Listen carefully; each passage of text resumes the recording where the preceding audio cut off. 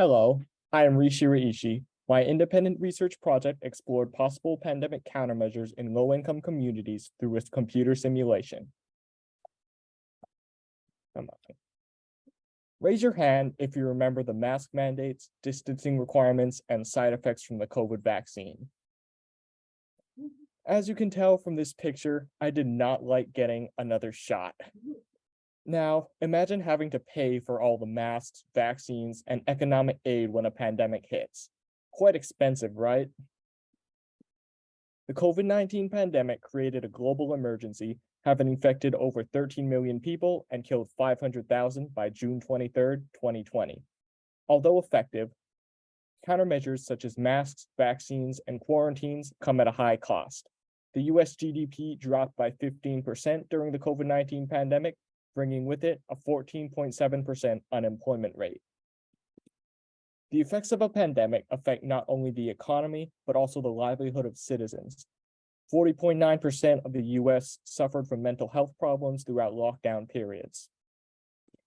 In low-income communities, the impact of a pandemic is much higher. People live in tight quarters, have few resources, and suffer from sanitation problems. These conditions are the opposite of the mask mandates, vaccinations, and distancing requirements that affected us over the last 2 years. Where distancing and masks cannot be implemented, a disease can spread rapidly through a population. To make matters worse, increased prices, overwhelmed relief programs, and workforce shortages push low-income families further into poverty. If they survive the pandemic, families will have a harder time improving their lives and their socioeconomic status. In order to make use of limited resources, I established the following research goal: define the most effective and least costly response in a low-income community. I tested the following strategies: quarantining 50 or 75% of the population, giving N95 masks to everyone in the population, forming a barrier around the community and restricting movement in or out through a single entry point, vaccinating the population, and combining quarantine, masks, and vaccination. The study consisted of 4 main phases. The first is researching statistics to be used in the simulation. Waipahu's 5.213 person per household average family size was determined from the US Census Bureau. 2 academic papers and CDC data gave baseline infection rates, along with the effectiveness of N95 masks and vaccination. The researched information was then used in a computer simulation. The R programming language was used for its speed, ease of use, and libraries for data analysis. The simulation generated a case count, death count, and cost of labor loss. After the simulation, the cost of labor loss was added to the raw material cost to produce a total price for each countermeasure. Finally, all case counts, death counts, and total costs were compared. The lowest in cases, deaths, and price was to be determined the best overall pandemic response. The simulation used the SIR, or Susceptible, Infected, Recovered model. All people in the model start as susceptible. Every day, each susceptible person has an arbitrary 5% chance of becoming exposed. Each exposed person has a 23.609% chance to become infected.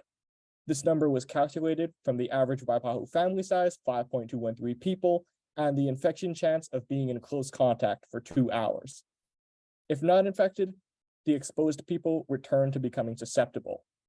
Each exposed person has a 20% chance of recovering based on an average 5-day recovery time, and a 0.6% chance to die based on a 3% chance of death divided by an average 5-day recovery time. Once recovered, people cannot become reinfected. Countermeasures were simulated through changing the exposure, infection, and death chance. N95 masks produced an 83% reduction of infection chance. Forming a single entry point reduced the chance of exposure by 95%. For vaccination, infection was reduced by 71% and death by 79%. 2 vaccine trials were used: immediate, or everyone gets protection on day 21, and staggered, where a third get vaccinated on day 14, a third on day 21, and a third on day 28. Quarantine reduced exposure rate by 50 or 75%, depending on whether 50 or 75% of the population was quarantined. The countermeasure simulations, along with the no countermeasure control, were run for 60 days with 1,000 people. Every countermeasure was run for 50 trials. The susceptible, infected, recovered, and dead counts for each day for all 50 trials were loaded into a spreadsheet by the simulation program. If you do the math, 50 trials times 60 days equals 3,000 lines in the spreadsheet.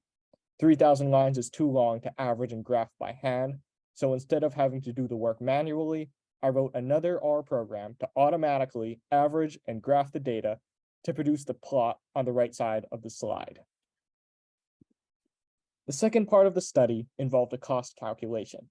The raw material cost, or the cost of all materials used to protect the population, such as masks and vaccines, was added to the cost of labor loss. This was determined using the average salary of all Waipahu citizens, which turned out to be $45.40 per day per person sick or dead. For example, if someone died on the first day, the cost of labor loss for that one person would apply for the remaining 59 days of the simulation. The cost would end up being $45.40 times 59. Here are the final case and death counts from the simulation. Shorter bars indicate less cases and deaths and are thus better. As determined by a p less than 0.5 t-test, all countermeasures produce significantly less cases and deaths compared to the control, showing that all countermeasures are effective in stopping a pandemic's impact. N95 masks were somewhat effective, although not as much as the other trials, and quarantining the population was more effective than the N95 masks. The vaccine trials had a little difference between them, suggesting that vaccinating the population in waves produces the same results as vaccinating the whole population in a short time. Using N95 masks, vaccination, and quarantine were effective, although not as effective as lowering cases and deaths as the single entry point trial. The cost comparison had the N95, vaccination, and quarantine as the most expensive of all the trials, immediately ruling it out as the overall best solution. Both quarantine trials were almost as expensive. Combined with their mediocre performance in stopping cases and deaths, the quarantine trials also cannot be the best countermeasure. The best results came from the single entry trial. It had an average of 34.7 cases and 0.8 deaths, 43.98 cases and 0.8 deaths less than the second best options. It also had the lowest total cost at $9,510.40, about 90% less than the second lowest cost. These results suggest that forming a barrier around the community and restricting movement in and out is the cheapest and most effective way to protect the community.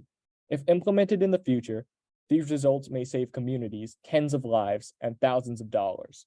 A single entry point gives low-income communities a potent defense against a future pandemic. A notable limitation of the study is that the effectiveness of the single entry point may be exaggerated. The 95% reduction in exposure is an estimate that is not based on literature. Also, the cost of maintaining a perimeter around an area, especially an urban area, would likely cost much more than the simulation's prediction. People may find a way to bypass the entry point, further reducing the solution's effectiveness. If the single entry data proves inaccurate, the second best results come from the N95 mask distribution.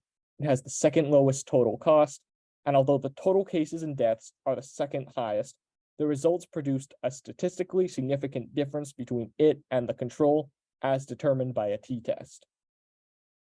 A future experiment would use a larger population size and a longer duration. Most communities have population sizes well over 1,000, so using a larger population will better reflect real data. Surveying people to find the most popular countermeasure would give insight on potential mental health effects, something that this simulation did not take into account. Simulating different regions of the world can produce a solution that can apply to all communities, potentially creating a universal pandemic plan that can save millions, if not billions, of lives and dollars. I strongly advise future researchers to document everything, even if it's not important.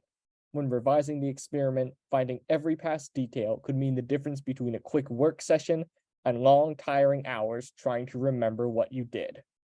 Also, using class time can help you get further along in the research process. Time used in class helped me get ahead, so I think using class time will save future researchers from headaches and procrastination. One thing I noticed when doing this project is that passion is power.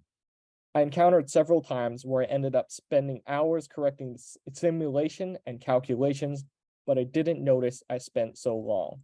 Choosing a good topic could make tedious hours feel almost fun. Speaking of correcting my experiment, I had to change the experiment multiple times, far from the original vision I had. The research process will likely require moving in circles, going backwards, and feeling lost. Remaining flexible will help with the reality of never moving in a straight line. I would like to thank my mentor, Ethan Hill, for teaching me the R programming language and offering his guidance and support in my experimental design. I would also like to thank my teachers, Dr. Chan and Mrs. Kobayashi, for their input and their constant scheduling reminders. My parents played a major indirect role, keeping me in good condition to do my research. Of course, I cannot forget my awesome classmates and the school that gives me all of them the resources they need to thrive. Thank you for listening. Any questions?